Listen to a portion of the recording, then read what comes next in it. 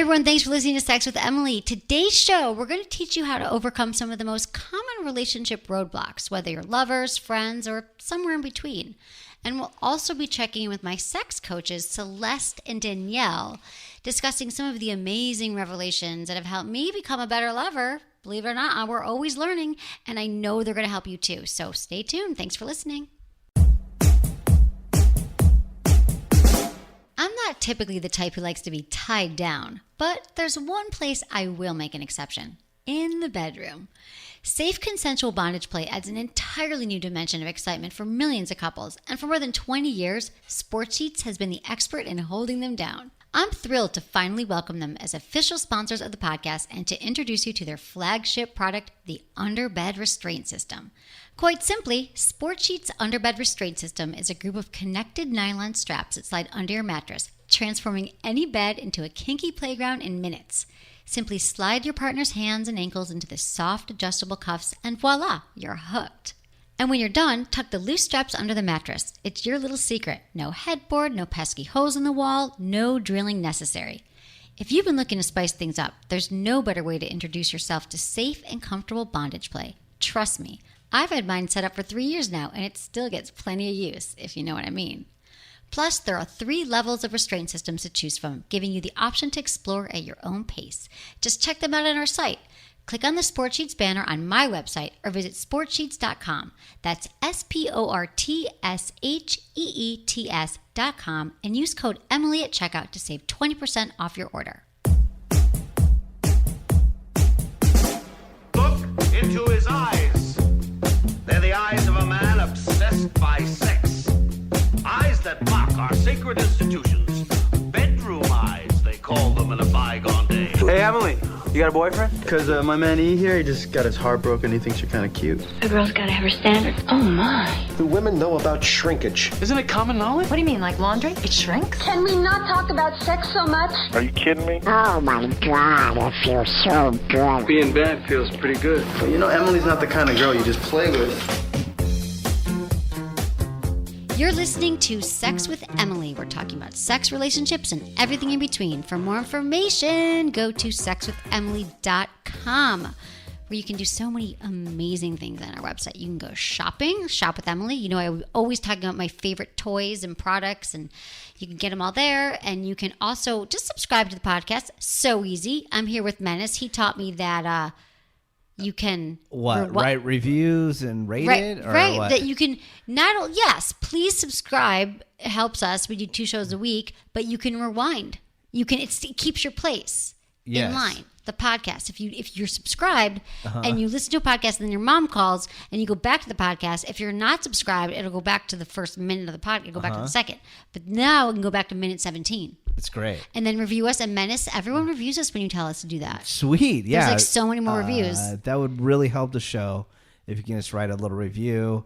I don't care the amount of stars that you put. If you don't put 5 stars, then Emily cries. I just cry for like a minute. I'm trying to let go of things a lot quicker but now. But also, the show's on many different platforms, not just iTunes. You can go to sexwithemily.com. You guys are on SoundCloud, Google Play, Spotify. Stitcher, Spotify, Podcast One. Podcast I don't know. One app. There's so many apps. I know. Everyone is trying to be the podcast Everyone's app. podcasting See, now. remember when you wanted a podcast and everyone was like, what is that? And now everybody wants to do it. It's crazy. Everybody wants to do it. Literally everybody has a podcast. It's cool. Who doesn't have a podcast? What's going on in your life? But one more thing, quickly. Okay, my bad. This is important. All right. Snapchat, Twitter, Instagram, all at Sex with Emily. And because we could do some fun things there on the Instagram. Yeah, we can. Like people still talk about the bikini photo. They're saying I listened to the end. I've never had so many likes on a photo in my entire life. Wow. And also Facebook.com/Sex with Emily. Let's see what's on your... See what's going on there. Instagram these days. Ooh, Sex with Emily, Mr. Skin podcast. I was on the Mr. Skin podcast. It was so fun the other day. Yeah, he's got a new podcast. Everyone should check that puppy out. Let's see. So that's that. There's a photo of you on a computer with a dog. Yeah, little That's Hallerman. cool. He's here. There's a lot of pictures with The me dog and you. always tries to hump my leg. Oh, Oh man, you love it. You love it. So yeah, go to the go there. Sex with Emily Instagram page. It's true. Check it out. And also, before I forget, I'm going to be in New York, September 24th and 25th in Brooklyn. Nice. Sexual Health Expo. You guys, if you've been listening, you know for the last year and a half, we've done 4 shows around the country. The New York one was, I think, by far one of the best last year. New York's awesome. New York kills it. And then on Saturday, the 24th of September, I will be doing a live podcast at 1 o'clock. And just check it out. Go to the Sexual Health Expo site or go to my banner on the website and do that. And also, it's still September. We're in September, well into it now. We are celebrating Back to Sexual Confidence Month instead of back to school. Back to sexual confidence. So we're going to have giveaways all month to help you have better sex. And it all starts with confidence. Cool. Yeah, that's it, Menace. So what's going up with you? Up with you? Down with you? Down, up. Well, I mentioned that I was getting a new dog. Yes. I got a new dog, Chimmy. She's so cute. She's I love very, her. very I cute. can already tell that I love her. She's an all-black French bulldog with a white belly. And she's very, very cute. And my other dog, Churro, is very happy. So it's Chimmy and Churro. That's really cute. And they're cute together. You can't bring her out yet though? I can't bring Chimmy out yet. She needs... For how long? Like a month? Probably, 3 or 4 more weeks. And then she's all good. And then she can run around and pee all over the office. Okay, nice. I wouldn't even care. Yeah. Because your dog's my dog. Your Thank dog you. can pee. You can pee all over the place if you want to as well. Yeah. So that's going on. My dad's having his 60th birthday. So I'm going to Reno. Reno? Love it. My aunt lives there, so we're all going there. Okay, that's nice. I wish I was going to the Bay Area, I but do too. nothing against Reno. It's a little bit of a trek I got it. from Los Angeles. It is, right? Yeah. I know. I was going to go. My friends were going to Burning Man. I was going to go, but I Burning didn't. Man? Well, because you go and fly into Reno, and every year I'm going to go because I went 10 years ago, but I don't go anymore. Wait, is Too Burning busy. Man this weekend? Yeah. Or it was last week. It was Labor Day. Oh, okay. Yeah. I was about to say, I'm not driving through all the No. Burning Man stuff. No, So, I hope not. You've been to Burning Man a couple times, Yes, right? I have been to Burning Man. People don't know what So Burning is Man it is. It's a really- crazy party in the desert. Yeah, is it really 40,000 that people. sexual or what? Is there a No, lot it of can be. Here's the thing. sex stuff going on? Unfortunately, I didn't see any of the sex stuff happening. I would have partaked. I mean, it's everything. I mean, it's like a whole city. What's like 50,000 people? Like yes, there's sex parties. Yes, there's lots of drugs. Yes, there's lots of everything. But it's really what you find. I mean, I did hook, but my biggest regret about my Burning Man, I went twice, but my Burning Man experience is that I goddamn ran into my ex-boyfriend like the first day. And I ended up and you hung hooking up. up with him the Yeah. whole time. I could have gotten some new D. Yeah. And I was with the ex, and I still loved him because we broke up and was like, oh my God, so passionate. And then the douchebag, we were there. We had this passionate weekend, and we were and then he's like, well, drive with me back to San Francisco. And we're driving back, and we're going over the Bay Bridge. And I'm like, so what does this mean for us? He's like, as far as I'm concerned, nothing's changed. And he dropped me off at my house. I was so hurt because we had all these experiences, and we cried, and we went to the temple. There was a temple there that they burned, and he was we had emotions and feelings, and then that was it. But no, it was sounds like a amazing. pussy You were anyways. yeah, it's fine, it's whatever. So that was something I learned. Yeah, Cool. I learned from that, and that was fun. And then also later in the show, we're going to be talking to Celeste and Danielle because I've been taking my 3 months. I've been taking it so far. My Somatic training, which has been really transformative for me as a sex educator, because I just think in life that you are never done learning. You really are not. I think that that's just what keeps you, a lot. You're never done learning about yourself and in relationships. If a relationship isn't constantly moving forward and you're not growing, it's going to die. If you don't keep challenging yourself to grow and to learn, you're just going to what's the word? You're going to stabilize. You're going to, what's the word? I can't think of it. You're going to, you know what I mean? Whatever. Stagnate. God damn, Live a your vanilla tiredness life. is making me. Yeah. So one of my favorite quotes is from Woody Allen's Annie Hall. And even if you hate, whatever, Woody Allen, because, the whole child molestation thing, you should check out his Annie Hall, Manhattan. But what he says about relationships, he says, relationships, I think, is like a shark, It has to constantly move forward or it dies. And I think what we got in our hands is a dead shark when he's breaking up with Annie Hall. But it's true that you want to constantly, people. This is why people stagnate in relationships and they stagnate in life. So you got to keep growing. So that's why I'm taking this course. And I have to say, I've gotten so much more out of it than I ever could have expected. I've had a lot of therapy and all that stuff. But even after, so last weekend when I was there, the last weekend was about, the focus was on female sexuality. And you know how you're always saying that the vagina is the Rubik's Cube of life. Yeah. And I always do have compassion for men in that area, but I had so much more compassion for men after this weekend, because you realize that not only is the vagina difficult, but female sexuality is so complex because so many women don't understand their own sexuality. They don't, not only do they not understand their own bodies and what makes them feel good, but they don't even know like what they want. Like even if sometimes they know what feels good, like they're not even sure like really how to explain that to their partner. They have some shame around telling their partner what they want, and they just don't know how to communicate their needs and ask for what they want. And we're so like disembodied, meaning like we're not really connected to our minds, and our bodies are not connected. And it just helped me see what's possible for women. And we had to do these exercises.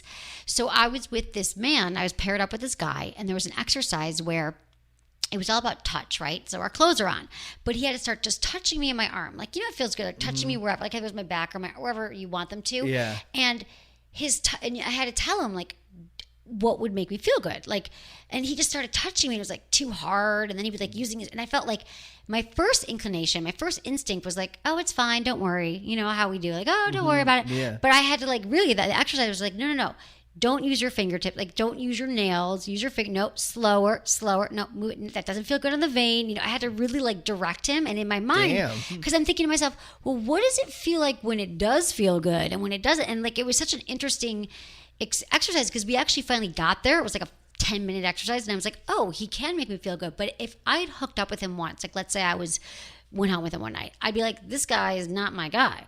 But now it's like you realize that like maybe his last girlfriend wanted to be touched with deep claws into her arm, you know? So then, you know, you just learn how to communicate. And you also learn that like it's so confusing for men, like, and it could change from woman to woman. And the woman's job, bottom line, is to figure out, you know, what you want and to how to learn to ask for it, which is what we talked about last weekend when I was now there. Just because you get new listeners all the time, Somatica, do you have a quick, brief description of what it Somatica is all about, Celeste and Danielle teach it, and I think their website's Somatica Institute. And Somatica is the practice of becoming embodied. And that is that, you know, a lot of us are so disconnected, we're so in our heads. We try to think our way through life. And a lot of the information we have is in our bodies and in our heart and our breath. And a lot of times we get all these anxious thoughts, but if you really just like slow down, and usually the thoughts come from our bodies, and we get a stress response to something, and then we start thinking. So it's a way of just dropping into yourself, your body and your emotions and what's happening, and then learning like what's happening with you. And this has to do with like, it's more of like a sex coaching thing. So for example, if we're in a relationship, I might not be able to explain to you, like in my head, I might be thinking like, God, you know, it doesn't, like I said, it doesn't feel good what you're doing in bed, or I might be trying to placate you, or I might be trying to please you. But if I'm really in touch with my body and I know what I like, then in the moment, like I'm going to know what feels good, what doesn't feel good. I'm going to be able to, consent to things that I do want and that I don't want. So it just doesn't matter. It teaches you how to actually connect, and because we have all the answers we need, and to figure out what you want. And a lot of it is about figuring out what our core erotic theme is. Like we all have these things that turn us on, but a lot of us don't even know what that is, or we've repressed it because we have shame around sex. So it's just really figuring out like what pushes your buttons, what turns you on, and learning that for yourself, and then how to express that to a partner. I mean, so many women don't ever fantasize. They don't ever think about, things that'll turn them on. And it's okay to fantasize. Like that's completely healthy. It doesn't mean you have to tell your partner, but that's part of like being embodied and having a fulfilling sexual experience. And then it also, you'll hear on the call, because I want to talk to Celeste and Danielle more about it, but that's really what it is. Somatica. It's somatic therapy, but theirs is called Somatica. They kind of trademarked it. So that's what it is.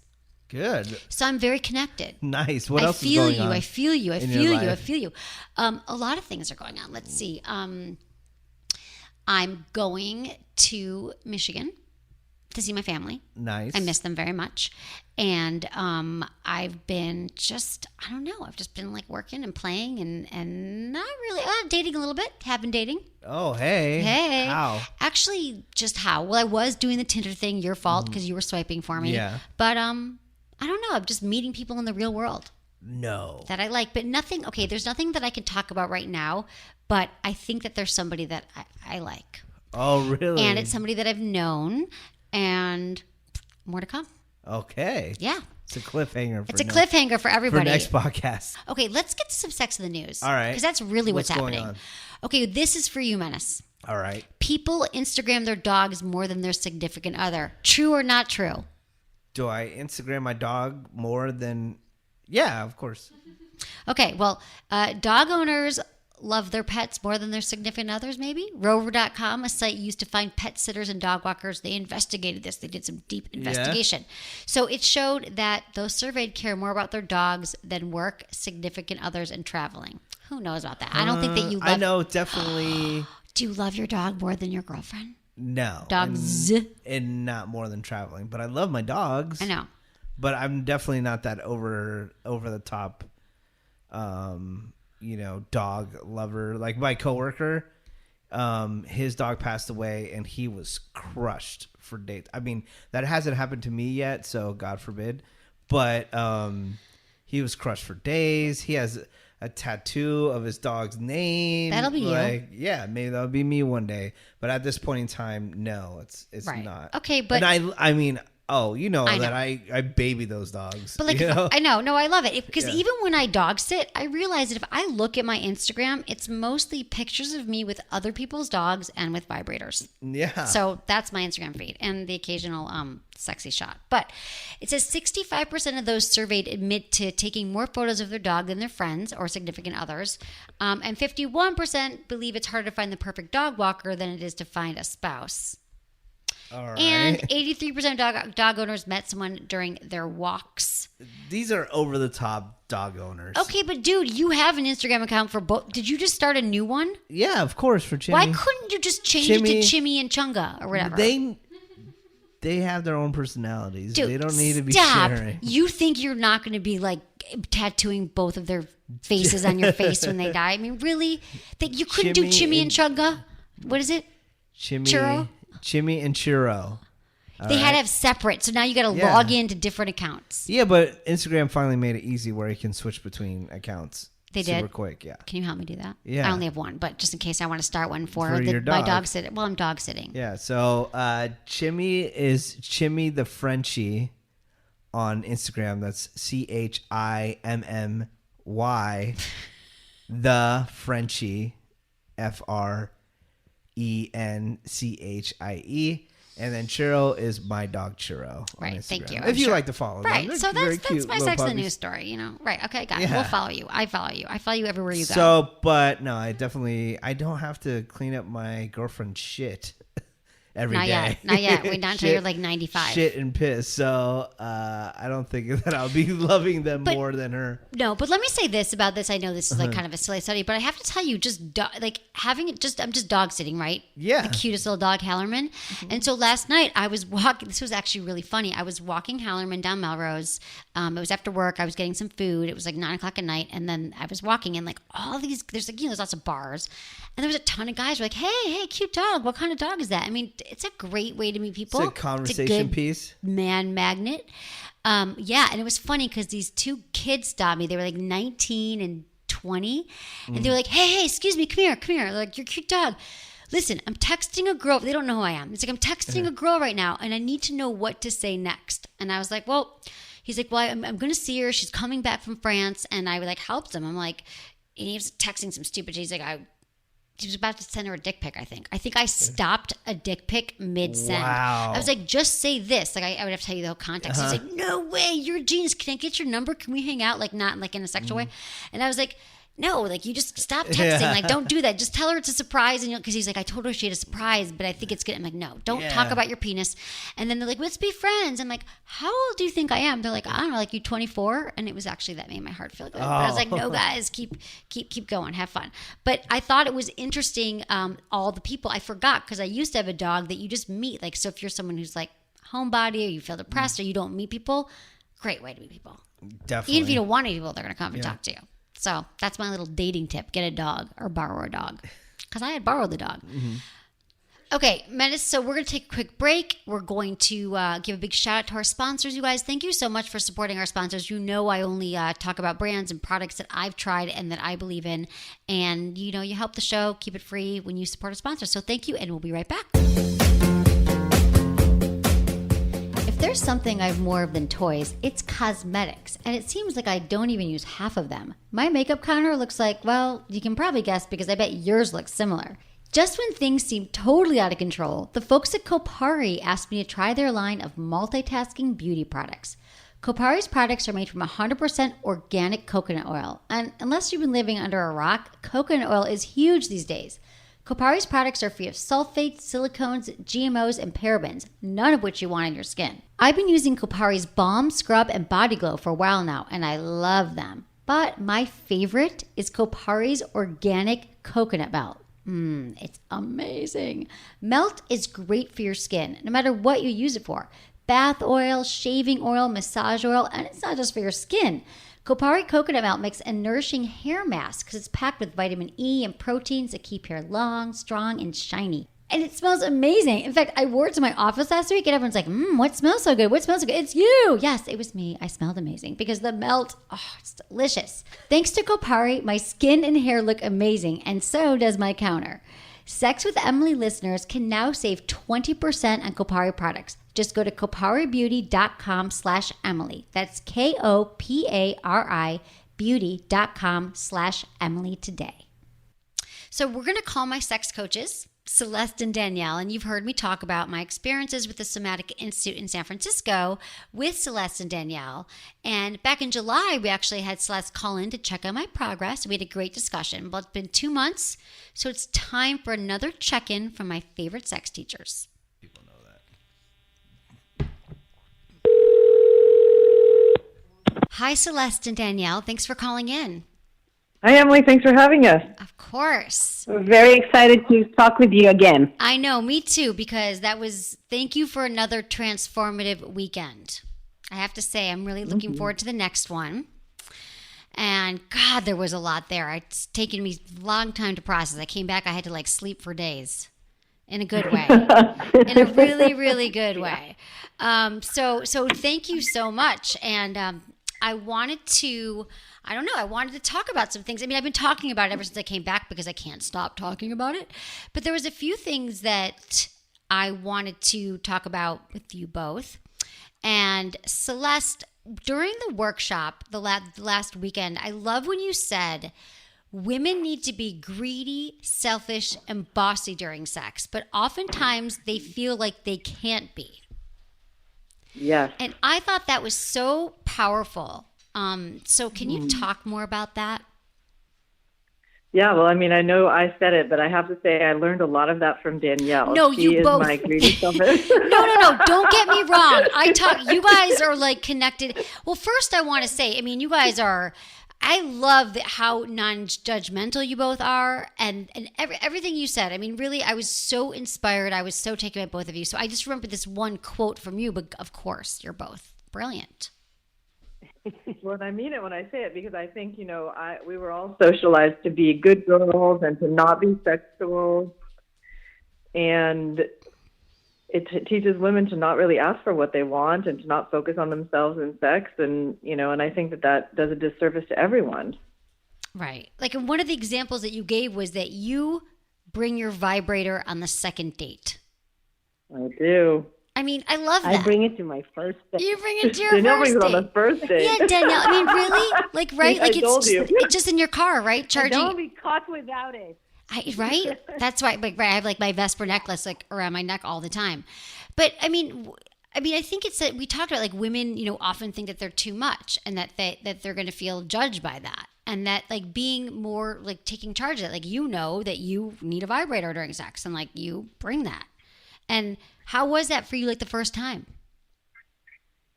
Yeah, and I mean, some people need them, some people want them. I want a vibrator during sex. I can have it or two without it, but I can have 12 with it. So, that's the greedy part, right? Exactly. And I feel like I just pull it out of my purse. I don't ask anybody, can I use this? Because anybody who I want to date has to be willing to have that be part of their sex life. And if it doesn't work for them, then they can tell me that, and we can move, go our separate ways. Right. Basically. So it's not even asking permission because Imagine pulling the Hitachi magic wand out of your purse. That has an appearance, I know. Well, that's the thing. It's not like you're bringing up a little pocket rocket. You're like, here I am, and meet my vibrator. It's like your third. Yeah, the big one. The big one. I know. And then you look for a plug. Right. It has an appearance. Right. Right. I'm saying it because I see many women in the coaching, and they just can't even imagine themselves pulling something like that with not even asking. It's like, yeah, of course I do that. That's what I do because I want to have fun here too. And I'm here because I want to have fun. It's really about a commitment to your own pleasure that we're not trained as women to approach sex in that way. Right. We are trained to approach sex from a place of I'm here to satisfy you and for us to be okay and connected and related, and all of this is wonderful, but I'm here for my pleasure. And this is a big statement that most people are not feeling good to say. Exactly. Women especially. Right? I mean, even I've realized it because I've been with, several men in my life, several partners, a few. No, and I even realized that since taking this course where I think I'm very empowered, not spoken about everything, but even when I've been with people lately, I'm thinking, does this feel good? Because so much about Somatica is being in your body, realizing what feels good. And I just realized how often I've done this. I know so many other women that I'm really paying attention to how things feel. Like a guy was performing oral sex on me and I was like, okay. And I know a lot of times in the past I'd be like, obviously since I've been doing my show, I'm a little better, but I've gotten even more vigilant, as you would appreciate, and thinking, no, that actually doesn't feel good. I'm going to tell him exactly what I need. Stop, no fingers yet. Do not use your fingers yet. Keep using your mouth. Go softer, go lighter, and I'm very conscious of it because I hear both of your voices in my head, and I'm paying attention to how I'm feeling in my body. And I'm like, this is okay. And I know that they appreciate it. People, we all want to give want direction because we're all trying to figure it out. And well, yay, I'm so honored to be in bed with you. You're always in bed with me. Yeah, me too. Talk about core erotic theme. You guys are in my core erotic theme. Whispering in your ear. It's okay. Ask for what you want. Tell him to go down on you just right. Right. It's true. I was with a guy and I was like, no fingers yet. It's true. I'm actually thinking about this because I'm taking it. It's been very, it's like every time you visit them, you've gone on a spiritual journey. It's true. And you come back. I do. Everyone's like, a whole new person. Right. It's I have, crazy. you guys, really. I can't believe there's even going to be more. What's going to happen? I don't even know. But last weekend was all about women. And I came back with a lot of compassion for men. Feeling God, I really understand now how, confusing it can be for men because women, we're coming at it from we're so confused about what we want and how to ask for it, and it changes. And so there was just a lot of emotions that came up for me that weekend. So yeah, next weekend the next one we're going to talk about men, and I think you'll get even more compassion. Even more compassion. God, I've got the compassion, the vulnerability. Another thing that I was thinking about was when you guys talked about that we a lot of times we have bad presentation when we're talking to our partners because we don't want to hurt each other. And I remember when you guys were talking about this and you both cracked up. One of you said I think it's so funny that people say, oh, we never want to hurt each other. And then you just started cracking up and you're like, that's hilarious. We're all going to hurt each other. It's going to happen. Expect it. You're going to hurt your partner, not on purpose, but it happens. Yeah. And most and they're going to hurt you. Yeah, and it's about repair, right? It's not about perfection or avoiding ever stumbling on somebody's toes, because then you don't get to be yourself. It's about when somebody gets hurt, you stay connected with them, you listen to their feelings, you share what was going on for you, but you can't avoid it. It's not an option. Right, exactly. And that being said, while you cannot avoid it, and it's important to realize that and embrace it, presentation is really important. It's amazing, how important presentation is and how being gentle and loving and not corrective, and unless that's your correct theme, right? Unless you like to be corrected, or be very gentle in the way that you say what you need and how you need it. Right, and we don't learn that, So what would be some of the tips that you would like? How most people do it, they're just kind of I hear this fighting about the same things over and over again and having the same conversation. But the way that you guys teach it is just like, narrating intimacy, narrating what's actually happening in the moment and keeping people in the experience. Because people are just talking about the problems and the issues, but they're not really getting into what's happening with them and then what's really happening.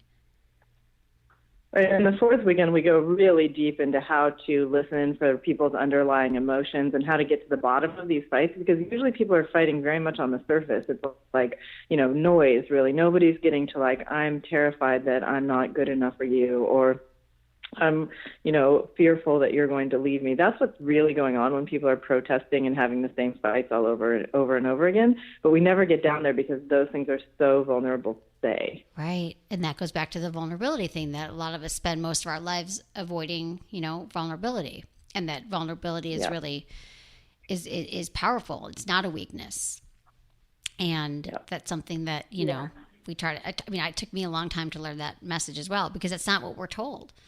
So I found that to be so I just feel like it's already helped me with myself and with people that I'm giving advice to, that people are just, they're having the same conversations over and over again. So anything I'm trying to. It's usually never about the top layer topic. It's usually about the deep feelings of, oh, I feel disempowered here when you fix the dishes after I put them in the dishwasher, right? So there can be small things that look completely stupid to fight over, but people fight over them because they're way bigger things that are underlying. Is like, who's in charge? Am I respected? Is my voice heard in our relationship? Do I matter? So when we start to relate to this from that place and able to connect, and it creates a much longer conversation, and we don't get any training or demo or modeling on how to do that. So when we are coaching people and in the training, we teach to narrate the intimacy, right? Like really start to go, what's underneath? What's really happening underneath, so people can actually connect on those levels and not just on the surface and then get stuck on it again and again and again. Exactly. I mean, that's the thing, is that it is like Celeste just said, both of you say that it usually is about something that's happened, maybe, our core issues that's happened from childhood, that we're afraid of being, we're afraid of being abandoned, or we're afraid of being less than, that we're not lovable. I mean, really, it could be that you didn't take out the trash, but really it goes back to feeling like you're disrespecting me, which means you'll probably leave me and I won't be loved and I'll be left alone, which is really how a lot of them just kind of break down. But getting couples to that place, that's what I love about Somatica, is that you really, everyone could get to that place if they just do the work. I think so many relationships don't have to dissolve if everyone in the world went to Somatica. That's my mission. That and a lube on every nightstand is my mission. Right? I just wrote a blog about that. So that was really helpful. Is there anything you guys wanted to bring up? I've got a few more points, but anything you wanted to talk about? How was I a good student? I was only late once for 6 minutes. You're a very good student, Emily. Thank you. I just want to feel good. I want to feel, and you love me, right? You did your homework, Emily. And she was only late once. That's great. For 6 You've done minutes. your homework. Have I done my homework? Yeah. Yes. I've done all my Good. homework. It's not, I didn't post all my homework, but I've done my homework. Uh-oh. Am I going to fail? Here you go. Oh, no. Don't hang up. Don't hang up. No, I have. And I've had Somatica. I've done sessions with other students on the phone, and I'm meeting with someone next week. And no, I've been into it. I'm digging in. Digging in deep. Awesome. That's wonderful. Yeah, it is wonderful. Well, I know one thing that I'm excited to bring up is that we are teaching our first ever flirting workshop, Flirting for Success, in October, on October 1st. And we're going to do embodied flirting, really getting to the deeper level of what is flirting all about, not just have what's my pithy one-liner, or how do I throw my hair the right way, but what does flirting really mean, and how do we do it from a place of depth and connection, presence and authenticity. And we're going to have people practicing with all of their different brands of flirt, and helping people find their own unique flirting style. So I'm very juiced up for that, because that means I also get to flirt, which is one of my favorite pastimes. You guys are just so, I know, right? I know. What were you going to say?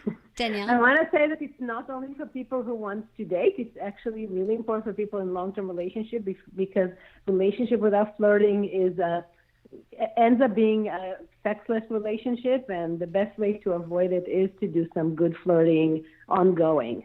I think that's great because all these people are running around teaching like pickup lines, but you guys are teaching like the real deal that will really stick with people. And then they'll really be flirting people that they're interested in. You can tell right away, I'm sure, by what you're teaching there, you know? They won't be wasting their, and it's something that can definitely, like, I see what you're saying in long-term relationships because that's what we're always hearing. No more connection, no more, you know, sexual energy. And that sounds like a great way to bring it back. And people can do this in Berkeley? Yep. Yes. And how do they find out about on October 1st? October 1st. And on your website, Celeste and Danielle? Yeah, they can sign up right on our website. It's on somatica.com. It's under our training section, and it says Somatica skills. Perfect. Somatica skills. Yeah. We'll put it on the site as well.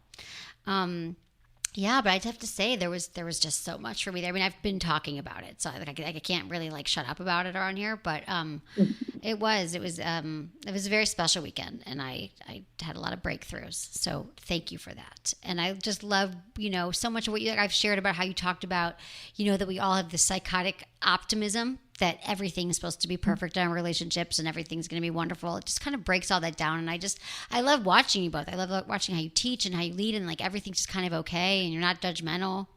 I mean, everything. I know. I appreciate it. Well, so I know. much. I got the pleasure of watching one of your sessions, and it was so beautiful to see you come into like a deeper, slower presence, you know, find that like grounded, you know, sort of warm, slow, quiet Emily, because you have so many different personas, right? And the one I think you show out in the world is very like fast and smart, which is a beautiful part of you, but there's also this very deep and slow and sensitive part, and it was just really beautiful to see that. Oh, thank you. Yeah, I was so happy you were there. That was my last session, and I love that you were able to witness that. And it always comes down to me slowing down, taking deep breaths. You're like, you know what? Because we were doing this, what was it? It was taking our sexual inventory, or was it something like, I think it was. And Wait, did you reveal your sex number to them? No one should reveal their sex number. Stupidest conversation ever. But I think what I love that it was just so funny because that was the other thing. There were so many things, Celeste, but when you're sitting there, it's like everyone's getting their messages, and your message to me is like, no, wait. Emily just needs to slow down and breathe. And if I can tell you, like, that's been my core, messages I've gotten for many, many years. And then after you're sitting with me for this, but the way that you said it in that moment, I'm like, this is it. Like, I know that that's what I need to do. And everyone always tells me I talk too fast on the show as well. But I guess here I'm trying to get a lot of information out. But no, that was really powerful for me because I'm like, of course, I need to slow down. So. Well, it's not that this fast, you know, excited, motivated part of you is a bad part. It's like one of your most beautiful parts. You just have other parts that maybe you have spent less time in. And so it's beautiful to see you broaden your horizons.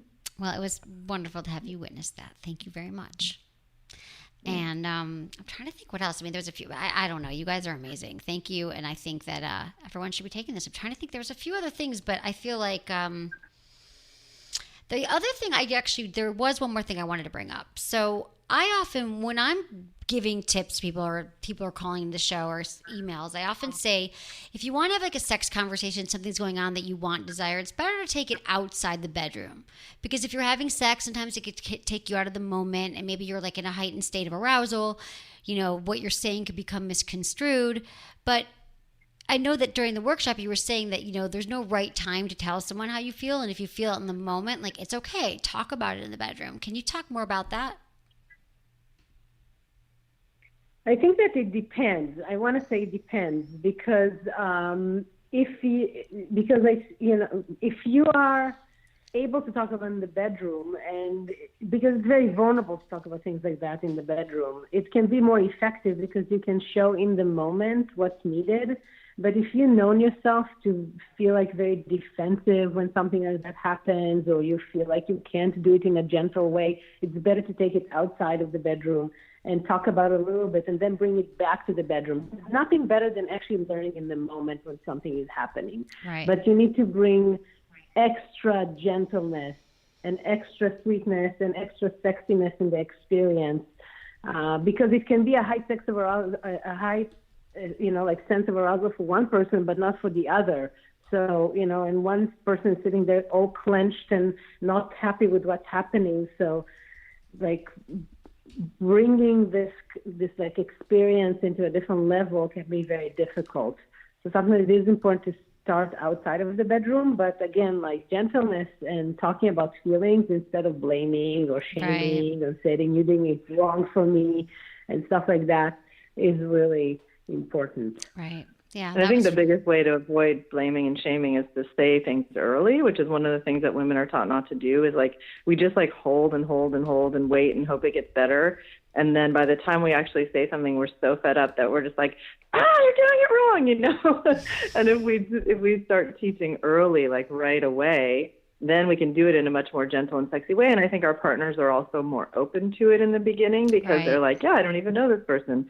I want to see what it is they want. Whereas, if you have this whole pattern and then a year later somebody says you've been doing it wrong for me the whole time, that's a big blow. Exactly. And I've seen that happen in relationships, and it's really hard. Right, exactly. Yeah. Well, you guys have entangled many couples, many relationships for many people. And I tell everybody, I've even gifted your book to several people, Making Love Real, The Intelligent Couple's Guide to Lasting Intimacy and Passion. I think every couple should own this book. They could work through it together. They could come work with you both, the Somatic Institute. So thank you so much. And I look forward to seeing you soon. You're both wonderful, and you're both an inspiration. One more thing about that, Emily. Yes. Because it's also really, really important to give feedback that catch someone doing something right. Don't only tell them when they're doing something wrong. Right. Tell them when they're doing something right. A nice moan or a nice positive feedback can go a long way. And then if you say something is not working, it's much easier to digest it. Such a good point. I know typically we don't think to say the good parts, to praise our partners. Great point. Thank you. Yeah. Thank you, Danielle. Much love to you both. Thank you for calling in. You too, Emily. I'll see you soon. I can't wait. Counting the days. Bye. Big hug. Have a good night. Bye. Bye-bye. Okay, now it's time for your emails. Thank you, everybody, for emailing us feedback@sexwithemily.com. God, we're getting a lot of good emails these days. That's good. Are they doing what I request? What was it? Tell them that people listen to you. You don't have to use your real name, but please tell us your age and your location and how you listen to the podcast. Do you listen on sexwithemily.com? Do you listen on iTunes? Do you listen on SoundCloud? How do you listen to Sex with Emily? And what location you are in? And age always helps because then we know what context. What point you are in life. Exactly. And also, the other great thing is you can easily do it through the website now if you want to, which is great actually because it asks you all these questions. You can answer just in 2 seconds and it's easier. You go to the Ask Emily button and you can just send your email right from the site. But also, that's not all. We have voicemails. We've done a few shows already where you're leaving a message and we answer your question right here. And that number, 818-ASK-SWE1, that's 818-ASK-SWE1 or 818-275-7931. And one more thing that we're adding, Menace, you don't even know this, that if you would like to be considered for an actual phone call, include that if you leave an email, or you can say in your voicemail, let us know that you'd like to be called. We'll set up a time and we're going to be calling people directly, setting up a time and just breaking down their problem. Because for me, it's like, it does help to get this context. Hearing your voicemails is great, but if I could actually have a talk with you, like I could help you so much easier, so much quicker, and we could get to the bottom of it. I mean, Sounds not good. that we don't help people anyway, but I love this. Changing things up. Okay, first email. Hey, Emily, I met this new guy several months ago. My sister actually sort of picked him out for me as she knew we'd hit it off, and man, did she do well. He and I have an incredible amount in common. I'm impossibly attracted to him. He makes me smile and laugh like crazy. And overall, we just have a lot of fun. I'm 100% sure he's the one. He's affectionate when we're together, and everyone around us thinks we're either already dating or we should be. Here's the issue. He got out of a long-term relationship earlier this year, and it was a very serious one, and he's still trying to sort through that. We're good friends, and I want to be respectful of what he's going through, and I want to be a supportive friend, whatever he needs. But I don't want to fall into a solely friend zone during the time it takes for him to sort through his feelings. What can I do to be a great friend and still stay out of the friend zone? Thanks, Kristen, 34 in the Midwest. Well, Kristen, here's the thing. You're attracted to him. You guys are hanging out a lot. He's affectionate. It sounds like it hasn't gone on to the sexual terms yet, but I think the less that you act like You're a friend there right now. at all the time. Yeah, don't be available all the time. Don't be doing favors for him. Don't be acting like his girlfriend yet, in the sense of like, let me pick up your dry cleaning and cook for you and nurture you and hear about all of your problems with your ex. Just act as if, without like, I don't think you should jump his bones, but don't make yourself so available. Don't make yourself that friend. Like, how would you act if he was your boyfriend? Like, what would you be talking about? What would you be doing? I mean, it sounds like you guys are flirting with each other, but getting into the friend zone is when he thinks, when you're like, oh, I'll pick that up for you, or let's talk more about how sad you are about your ex. I mean, I think you just gotta like keep putting out that energy that you want more than that. Definitely. I also was gonna say like,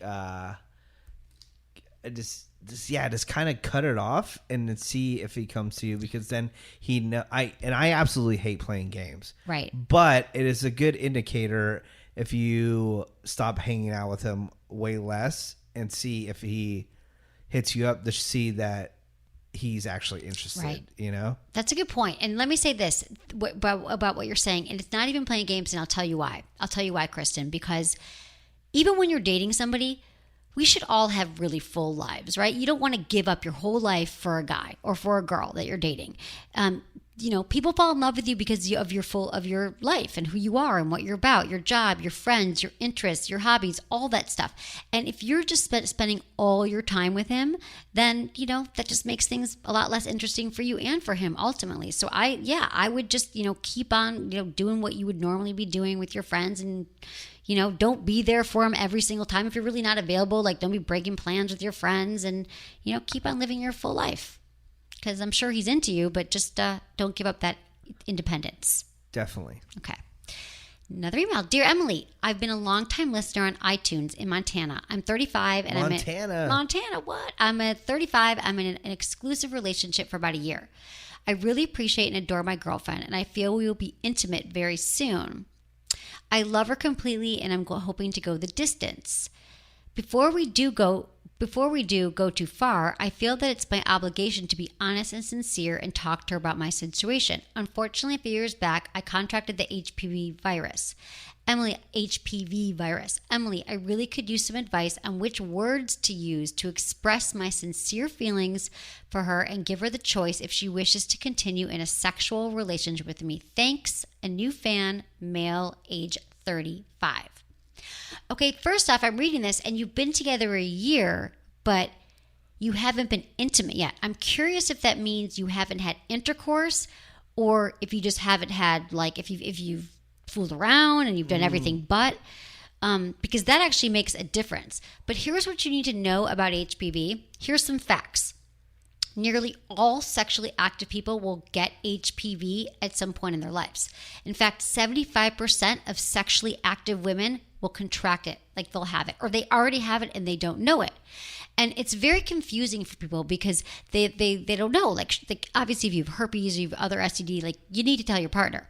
But since it transfers so easily from person to person, and most women contract it eventually, some doctors say, you know what, hey, keep it private. Your partner, like, it doesn't, like, there's no way of knowing if you're the one who transferred it and how she got it. And most HPV infections do go away without causing any problems. So, since it is a very, commonly sexually transmitted infection, and you can also transfer it through oral sex, through anal sex, through all these different ways that she might already have it before you started dating, or if you guys have already been fooling around, she might have gotten it already. So, it's your choice. I mean, it sounds like you want to tell her, and then you should tell her, because it's going to be, it's on your mind. Here's the thing. It doesn't have to be this deep, heavy conversation.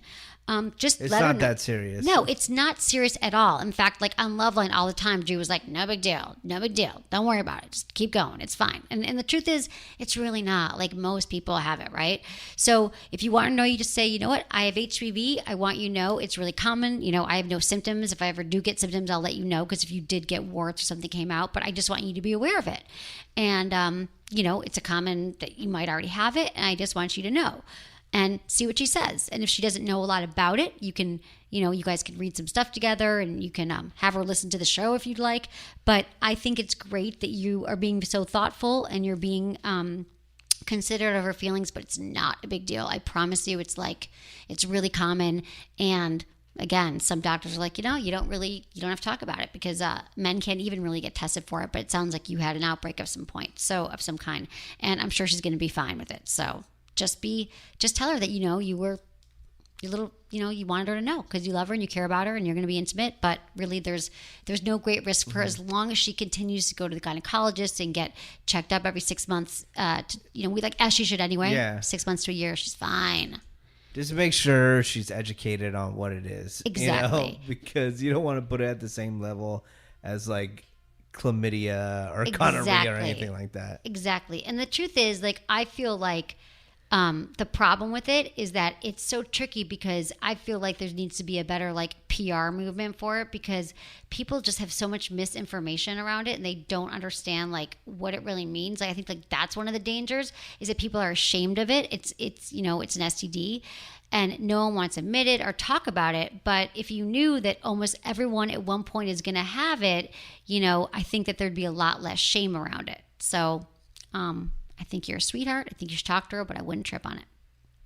Okay. Dear Emily, I love your podcast. Thanks for all that you do to help people have better relationships and better sex.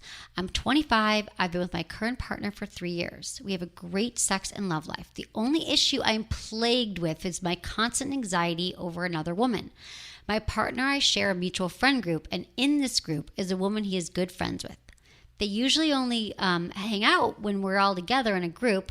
They occasionally text and very rarely speak on the phone, so I shouldn't be worried that he has feelings for her, but I can't help but be anxious and worried every time he's with her. Oh, man. She's caring, beautiful, athletic, and I think much of these feelings are stemming from my own insecurities and feeling that she's better for him than I am. This is starting to negatively affect my social time in this friend group because whenever the two of them are just talking, I feel miserable. Please help, Caitlin. Oh, Caitlin.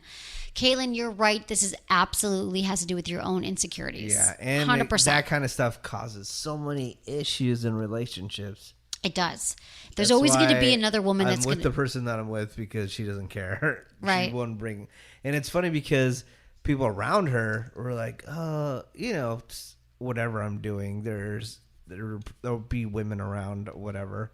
And they're always saying stuff. But thank God that she's strong enough not to listen. Perfect for you. Hear anybody else's feedback, you know?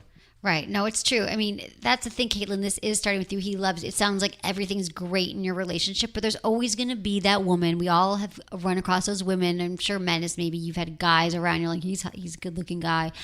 Maybe you don't get insecure about that stuff. I don't know, Menace. But you got to keep this at check, Caitlin. And because this could be a self-fulfilling prophecy. If you bring it up and you get jealous and angry, it's going to make him frustrated. And so drive him away. Yeah, he doesn't sound like he's doing anything wrong. And I think that if she's in your friend group, I think you just got to become, step up your friendship with her, make peace with it. And if you can, hey, it's back to sexual confidence month, Whatever these insecurities come from, they often go from something a lot deeper within inside of us. Yeah. And the sooner you get to what those vulnerabilities are and what those fears are, maybe it's around him leaving you, maybe it's around the way you feel about your body or your job, or I don't know what your insecurities are in particular. But he loves you. He chose you. He's with you. And I think that our minds often scan the environment, a lot of us, for things to worry about, things to stress about. And this is your trigger, right? So, for someone else, it might be, God, a guy might be like, oh, he's got a nicer car than I do. Or, I hear he has a bigger dick than I do. I mean, we all could do that all day long. Mm-hmm. And that would just make our lives miserable. So the more you can keep this in check and just know, all the things that you love about yourself and appreciate about yourself, and just try to, in the moment when you're with her, honestly, kill her with kindness, connect with her. I think that it would take some of the charge out of it. Yeah. I mean, I don't believe this is the situation, but when I was dating somebody and they went off and dated somebody else, at that point, I always said, you know what? No matter what you do, no matter how many talks, what you do to prevent, you put a GPS on their car or whatever, no matter what you do, if a person is going to cheat on you, they're going to cheat on you. Exactly. That's it. So true. It's just up to you on what you're going to do if you find out that information. Exactly. I mean, because so many other things But you can't live happen. your life trying to prevent something. Right. That's just going to cause, because either that person's not doing anything at all, and then you're causing unnecessary drama in your life. Or 2, they are doing something, and then that's somebody you don't want to be with anyways. Exactly. So luckily you're finding out this information. They're doing, as crazy as it sounds, they're doing you a favor. Right. Because then you're saying, okay, well, now I can go find somebody better for exactly. me. Exactly. And it's really hard when, Caitlin, I think you guys are great. I'm talking about what you're talking about when you break up with someone or a relationship ends or something happens, I've gone through this. It's like so many times with these feelings, like I want them to choose us and I don't want them to be happy but you realize like people break up for a reason. And even if it is that he chooses someone else or she chose someone else, they weren't meant to be, it wasn't for you. And it just opens up your life to meet the right person. But we so many times get in our own ways. And right now I feel like you guys are at a good place. I'm glad you were able to email and I'm glad that you're so in touch with this. So don't trip on this. Don't trip on anything. Yeah. Everyone's got to just chill out. I just want to sprinkle like some Valium across the universe. Yeah. We could do that, right? Okay. Hey, Emily, I just recently started listening to the show and I love it. Firstly, on Comic-Con and cosplay, I've been to several different conventions and have cosplayed every time. Sweet. The reason I do it, and I believe a lot of people, particularly women, do it, is because it's extremely empowering. While many costumes do tend to be on the sexy side, it's about portraying very strong and in control characters. And it's a great reason to own thigh-high blue go-go boots. I agree. I have white go-go boots from Birdie Man. They're so hot. Uh-huh. Secondly, my boyfriend and I have been having sex for several months, and both he and I were virgins at the start of our relationship. I found I'm naturally drier and would like to start using lube. How do I introduce that to the bedroom? And is there any lube etiquette, for lack of a better word? Is there an incorrect way to apply? Can there be too much? Does it go on me? Does it go on him? Thanks so much. Once again, love the show. Aaron, age 20, Virginia. Okay, Aaron, this is a great question because my dream, lube on every nightstand. Mm-hmm. So I get that you guys were virgins and so you haven't been with other people and it can seem like this big, scary, like, how do I bring out the lube? But I think, you're overthinking it. And so what you got to do is next time he comes over, just say, God, I was listening to the Sex Family podcast, which I love, or I heard it on the show, and I have something really fun to try. And just pull out the lube. And what you do is you pull out the lube. You don't even give him time to think about it. And you sprinkle just a few drops. You can put it in your hand or you can put it right on you. So you put it on you. Or first put it on him, okay? And rub it on his penis. I don't know if you guys are using condoms. I hope you are. You can put it over his penis, over the condom, and just a few drops is all you need just to get it, lubricated. And then you just take a few drops in your hand and then you rub it like over your clitoris and stick a little bit inside because you said you're a little dry. And then he's going to know he's not going to need any more explanation except for how amazing it feels. And just say, this is really fun. Let's try this. Because if you're like, we need to talk, I bought some lube, then it's going to become like a whole thing. And lube is like such a normal part of sex. And in fact, studies have shown that when you use lube in a relationship, both partners are actually more satisfied.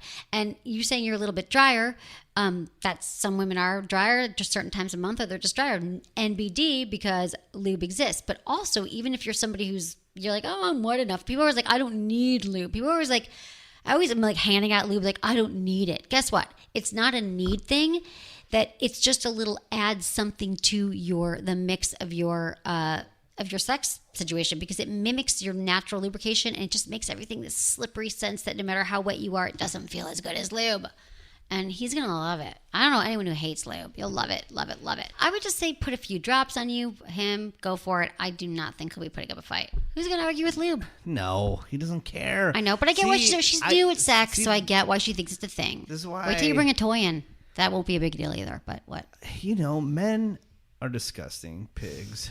All right? I'll just admit it. And a lot of stuff that females bring up in emails and things like that, guys don't care about. Right. You're overthinking it. Right. Way too much. Right. Just like how Celeste, my teacher, brings a vibrator, a magic wand in her purse when she goes on a date. Like, yeah. I mean, really, you got to own your sexuality. If you listen to that and you hear that interview, like, women have to, like, own what they want in bed and be out there and be outspoken and, like, be, like, more aggressive and ask for what you want. And you just freaking bring out that lube. I mean, don't worry about what he thinks about it. I will admit, like, if a girl's busting out a magic wand on the first time we're hooking up, I go, wow, that's kind of crazy, but it's not going to stop me from having sex with her. Right. And if she's like 16 orgasms, you'd be like, that's friggin' hot. 1 from you, 16 from the vibrator. That'd be fine. That's what happens. So yeah, don't trip on it, Aaron, but I get why you're asking. I love that you emailed, and I'm glad that you love the show. And let me know how it goes, because I don't think I'll be bumped. Oh, and try Joe Lube. It's like my new favorite lube. And Joe Lube. A lot of people are buying it on our website, so you can buy it at sexwithemily.com. So that's all we got time for, Menace, my love. It's a wrap. So good to see you. So much. I know. I'm congratulations Sharing again on being a proud father. Yeah, my little baby Chimmy. I know. She's cute. Chimichuka. And then also, again, people, just go to sexwithemily.com. It's a great site. You have so much that you could see and do there. Also, to click on that Ask Emily button.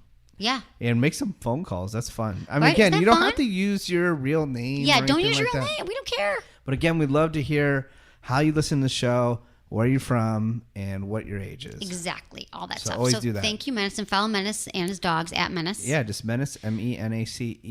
Check him out on The Woody Show. On The Woody Show, Monday through Friday at noon. We have a podcast. It's about pop culture and news, and it's just a fun morning show we do here in Los Angeles. Exactly. Okay, so thank you, Menace. Thank you, producer Madison and Lori and Jamie and Eddie and my amazing team. And you can also follow us on YouTube. I want to mention that. We put videos all the time. And God, I love you all. Thanks so much for listening. Was it good for you? Email me, feedback@sexwithemily.com.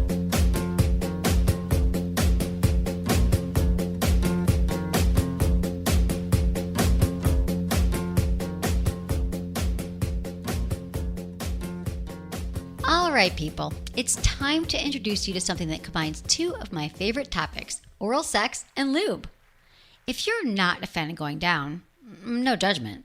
This is going to change the game for you. It's the brand new gelato collection of flavored lubes from Joe.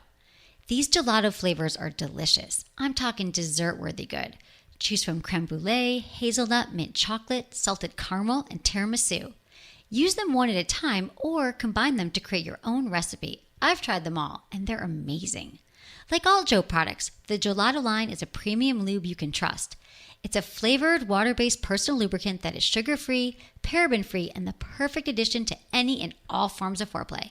So, next time you're craving something sweet, skip the refrigerator and go straight to the bedroom. With Joe's Gelato lube line, you are the dessert. Go to my site, click on the Gelato banner, or go to my store to shop the complete selection of Joe lubricants. There's a formulation for every occasion, trust me. So, if you're ready to be dessert, order some gelato for yourself at sexwithemily.com today. For more than 30 years, Vibratex has understood that giving women options means more than offering a variety of colors. They know what feels good to you might not be what feels good to someone else. Exploring your own self-pleasure is not only fun, but it's an important part of learning what works for you. To help women explore, Vibratex was among the first to introduce toys that rotate and twist to stimulate all your sensitive areas. A favorite of mine is the Sugar Pop. Doesn't that just sound fun? Sugar Pop. What makes the Sugar Pop from Vibratex so unique is its belly dancer-like motion that twirls the shaft around, hitting you in all the right spots. It makes it even more irresistible is the uniquely shaped external vibrator.